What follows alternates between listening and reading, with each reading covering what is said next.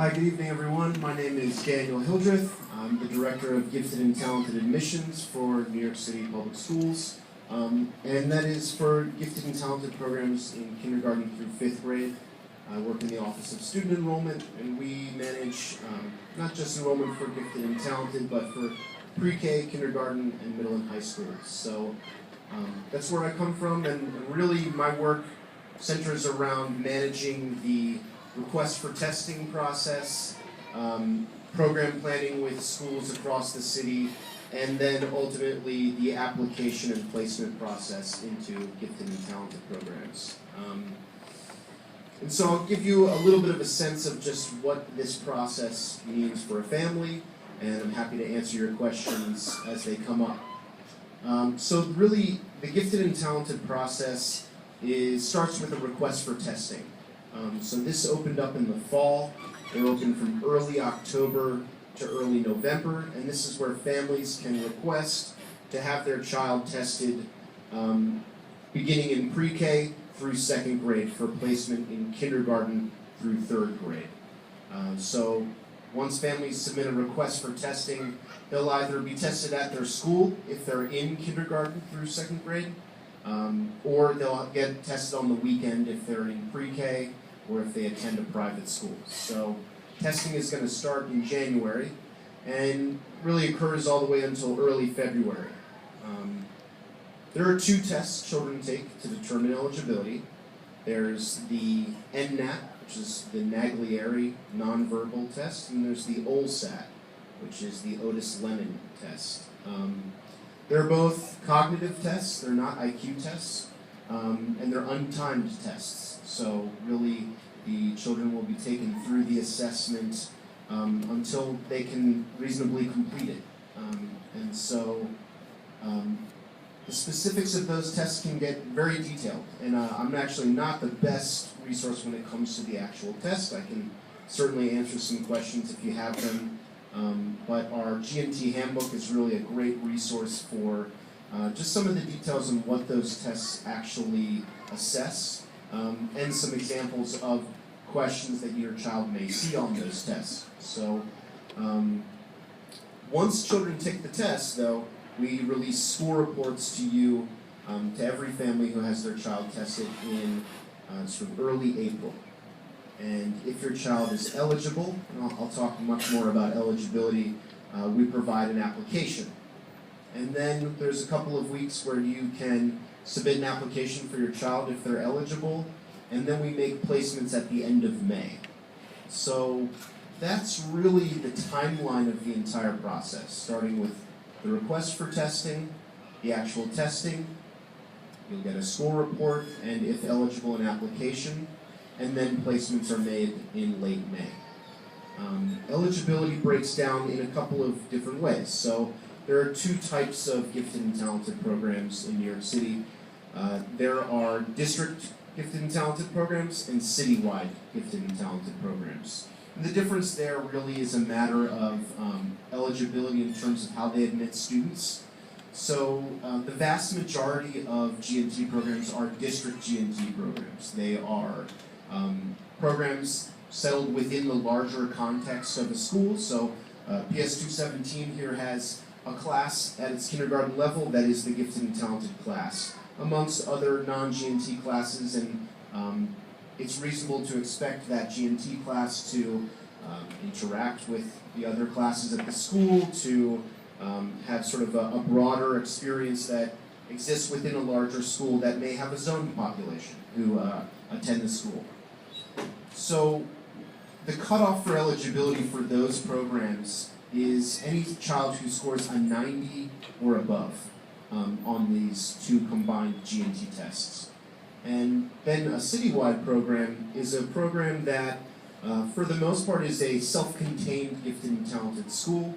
There are about 5 of them across the city, and you may have heard of them. They're Nest plus M, the Anderson School, Tag Young Scholars, the 30th Avenue School in District 30, and the Brooklyn School of Inquiry. So those are the citywide programs, and they have a higher cutoff score. So they only consider students who score at a 97 or above.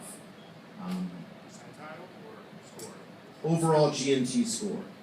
Yeah, so with those two tests that are scored, an overall score is derived that is a single score from those two tests. So in the past it has been described as a percentile rank. It's just sort of changed the nomenclature of it. But so those schools, there is no zoned population in the citywide program.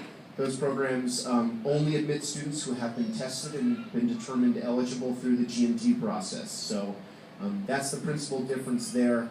And they offer no geographic priority. So any family who is eligible and applies across the city is really more or less treated the same aside from sibling priority in their test score.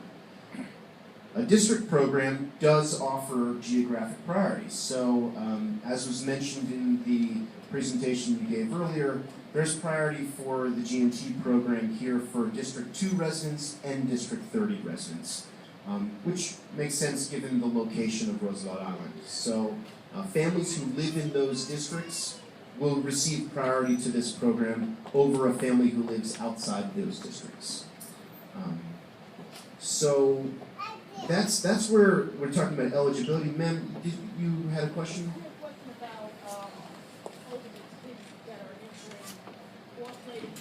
Yeah, 4th and 5th grade. So, for questions, can you, because we are recording it as part of public record, can you please state your name and your address? And then if the speaker, can you please repeat the question so that we can have that? No problem. I apologize. My name is Michelle Moore. I actually live in District 30. Okay. So I had a question about admissions For grades 4 and 5. 4 and 5. Yep. And that said it's done by state testing. And how do you get ranking based on state testing? Sure, yeah. So this is a question about grades 4 and 5. You may have realized that I was referencing you can test current pre-K through 2nd grade to enter kindergarten through 3rd grade. What about 4th and 5th grade? So 4th and 5th grade is a process that has changed a little bit over the course of the years. It used to be one where eligibility was determined solely based on the New York State test scores for math and English language arts. Now, there's been recent state legislation preventing any placement to be made solely on state test scores. So this past year, there was a new process where we looked at a couple different items for an individual child. So we looked at their report card, their state test scores were still a component of eligibility, and a description of the child's behaviors as filled out by their classroom teacher. So it's really to try to look at those 3 pieces of information to see who is eligible. I can't guarantee that's going to be the exact process that's used again this year for grades 4 and 5. Typically, we announce that process in the spring. So my suggestion to any family who has a child who's currently in 3rd or 4th grade, and they're thinking about GNT next year in 4th and 5th, is to stay in touch with our website, to sign up for our email updates. In all honesty, my suspicion is there may be some changes to that process this year. Of course. In the past, we've taken GNT, and had a selection, you actually had a school that we could find us in for. And they would say that you go on the list for the next selection. Can you follow up with the office to find out what the realm of possibility is for that particular child?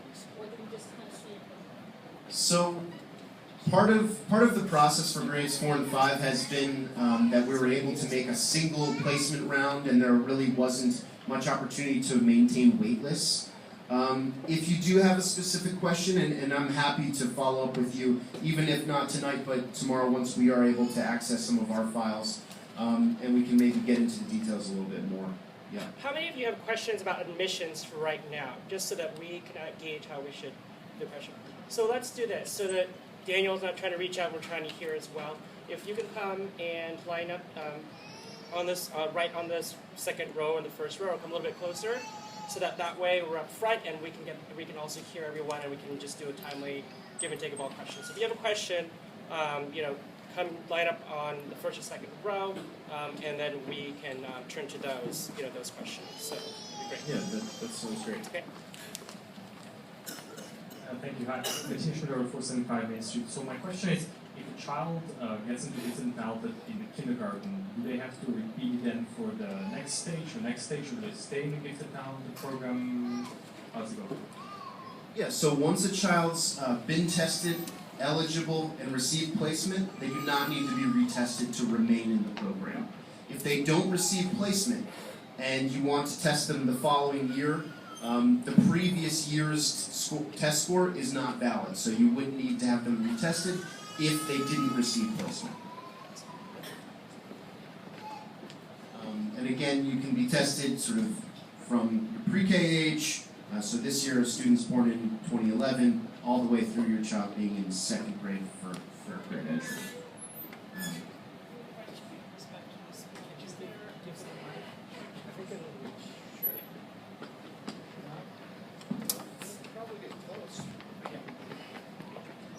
Thank you, Natalia Hotel. We actually live in District 30 as well. So for this particular school, is there a priority of District 2 or District 30, or are kids treated as equal priority? And then, if I could, as a follow-up question, in terms of eligibility for other District 2 schools, if you continue to live in District 30 and our child is still in elementary school, if you could talk a little bit about that. Yeah, so PS 217 gives priority to both District 2 and 30 equally. So, one district isn't prioritized over the other. And it is the only District 2 G&T program that gives that cross-district priority. There are other programs in District 30 that will give just District 30 residents priority. And that, for the most part, is how district programs are going to work in terms of geographic priority. So they're going to give residents of that individual district. Occasionally they give priority to an adjacent district that does not have a G&T program. And there are only 4 districts that fall into that category. One thing that this sort of makes me think is worth mentioning is just the concept of sibling priority. So sibling priority is used to make placements. We will place eligible siblings above eligible non-siblings. So if your child has a brother or sister already at a school, either in the G&T program or otherwise, they will receive sibling priority for placement. Sure, I think we want to have everyone use them. Okay, so let's take Lily DeLeva and we'll try to get I have a question. Okay, buddy. And I just wanted to know, you said you're giving out handbooks for study for January test, and where will we be able to pick up the handbooks? Yeah, so there are handbooks. I don't know if we have any here, but they're available online also, and they have practice tests for each year of birth. Online, you said? Yeah, absolutely. If you really search NYC DOE, Gifted and Talented, you'll come right to our website, and all 4 of our handbooks are on there. There are 4 types of handbooks for the 4 years of birth, and the only difference of those books is that practice test. Why is it becoming that you're saying that you have 2 types of programs? You have a citywide program in District 30, and you have a gifted and talent program in that district. Why is it they're having 2 districts? You have district Wise Public School 217 also accepted the District 30 students, as opposed we already have the District 30 city. So this is a question about just why is there a citywide program in District 30? There's two programs. I understand, but why does District 30 have 2 programs? You have one here and one in District 30. So really, it's not so. The question is sort of why is there cross-district priority for this program that gives priority to Districts 2 and 30? And the answer really has less to do with District 30 than it has to do with the school. Part of that is to encourage enrollment for the G&T program at this school, to give priority to both Districts 2 and 30.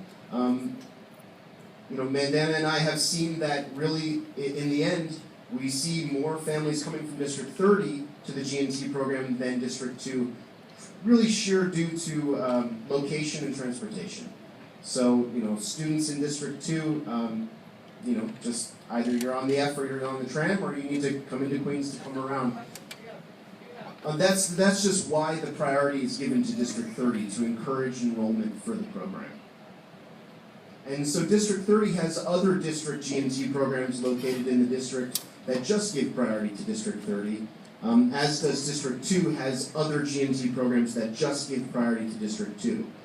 So it's not the only program offered to either district, and the citywide program is just geographically located in District 30, but it doesn't give any special priority. It's really open to students citywide. Does that